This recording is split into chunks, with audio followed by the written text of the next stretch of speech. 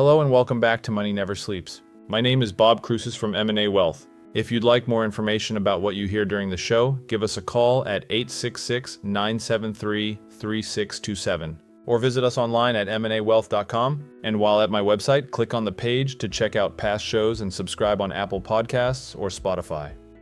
There are certain topics that can get emotional pretty quickly, and money between parents and children is definitely one of them. The reality is, some financial and end-of-life decisions don't just affect you, they can have a lasting impact on your family. And in some cases, those decisions can create confusion, tension, or even resentment down the road. One idea that tends to come up in these conversations is pretty simple: avoid surprises. Because what many families want most isn't perfection, it's clarity. Knowing what's coming, understanding the plan, and not being caught off guard later on. Today, we're going to walk through a handful of financial missteps that can create challenges for the next generation, and just as importantly, how those situations can often be handled more thoughtfully with a little planning. Today's conversation draws from a recent AARP article headlined, 5 Financial Mistakes That Will Make Your Kids Hate You, as well as a Huntington Bank article titled Outsmarting Fraud, 5 Effective Ways to Protect Your Wealth. Let's start with one of the more common issues, and that's not having an estate plan in place. When someone passes away without a will, what's known as dying intestate, the process of settling the estate can become more complicated and time-consuming for the family. Even relatively small accounts still need to be addressed, and that responsibility often falls to loved ones during an already difficult time. A well-structured estate plan, constructed with the help of your attorney and your financial services professional, can help provide clarity around how assets are distributed and who is responsible for handling those decisions. It can also outline important roles like who would serve as executor of the estate or who would step in with power of attorney if needed. Making those decisions ahead of time and communicating them clearly can go a long way toward reducing confusion later on. Another area that can create challenges over time is a lack of communication around finances. In a lot of cases, it's not just the financial decisions themselves, it's the uncertainty that comes with them. When expectations aren't clear, it can lead to confusion or assumptions that may not reflect what was actually intended. Having open conversations ahead of time can help set those expectations. That might include how assets are structured, whether leaving an inheritance is part of the plan, or if other priorities are taking the lead. For some households, the focus may be on enjoying retirement and using those resources during their lifetime. For others, leaving something behind is an important goal. There isn't a single right approach, but communicating those intentions early can help avoid misunderstandings later on. It can also be helpful to think about how and when those conversations happen. Choosing a time that allows for a thoughtful discussion and giving family members the opportunity to ask questions can make those conversations more productive. And from a practical standpoint, making sure important information is organized and accessible can make a big difference. Be sure to include things like account details, key documents, and where those items are stored. Starting the conversation is usually the hardest part. In many cases, it begins by keeping things simple and focusing on clarity rather than trying to cover everything at once. Letting your family know that you've put some planning in place and that you want them to understand how things are organized can open the door without making it feel overwhelming. From there, it can become more of an ongoing conversation rather than a single high-pressure moment. Another area that can create long-term challenges is underestimating what retirement may actually cost. Longevity is one of the key factors here. People are living longer, and that can make it more difficult to predict how far retirement savings need to go. A thoughtful approach often includes building in a longer time horizon and accounting for expenses that may increase over time, especially when it comes to healthcare. Even for individuals who are relatively healthy at retirement, out-of-pocket expenses can add up significantly over the years. Another detail that sometimes gets overlooked is keeping beneficiary designations up to date. Assets like retirement accounts and insurance policies typically pass based on the named beneficiary, not what's written in a will.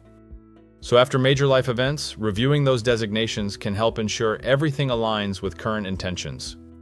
How assets are divided is another area that can create tension within families. In some cases, the way an estate is structured can come as a surprise, and that's often where misunderstandings begin. That doesn't necessarily mean everything has to be divided equally because every family is different, and what makes sense in one situation may not make sense in another.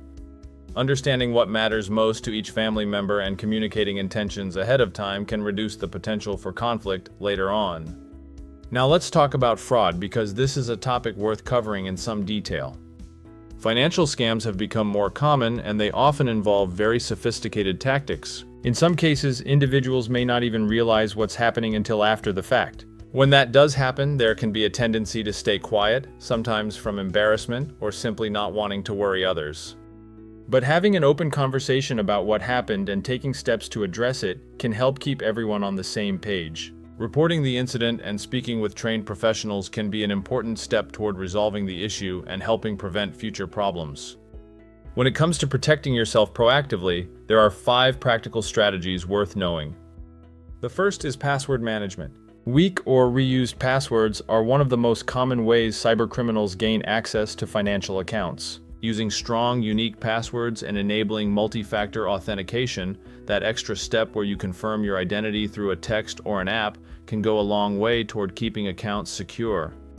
The second is being cautious about what you click on. Phishing emails and text messages have become increasingly convincing. Cybercriminals may pose as a financial institution, a realtor, or even someone offering an investment opportunity, and one wrong click could expose sensitive information. Avoiding unexpected links or attachments and being especially cautious on public Wi-Fi networks are good habits to build. If you need to access financial accounts while traveling, using a virtual private network or VPN could help protect your connection. Third is monitoring financial accounts regularly. Setting up real-time alerts, notifications sent directly to your phone or email, for unusual activity or transactions can help catch potential issues early. And while accounts like 401ks and pension plans generally carry certain protections, the level of protection for IRAs can vary depending on state laws, which is one more reason to stay actively engaged with how accounts are structured and monitored. Fourth is staying alert for real estate scams. According to the FBI's Internet Crime Complaint Center, real estate-related fraud resulted in over $145 million in losses in 2023. A common tactic involves sending fake messages that appear to come from a trusted party, like a realtor, attorney, or banker, with instructions to wire funds or change payment details. Always verify payment instructions directly with your agent or financial institution before acting, especially when large sums are involved. And fifth, trusts can serve a cybersecurity purpose beyond estate planning. From a security standpoint, a trust can help keep personal details, like where you live or the value of your home, from being easily accessible through public records. Cybercriminals sometimes use publicly available information, such as property records and other searchable public data, to identify financial targets, so reducing that exposure could be a worthwhile consideration for some families. Working with a financial services professional and an attorney is a way to determine whether that kind of structure makes sense. The bigger takeaway from all of this is that protecting your wealth isn't just about managing a portfolio. It's also about protecting your identity, your accounts, and your digital presence. And it starts with the conversations you have with your family, your financial services professional, and yourself.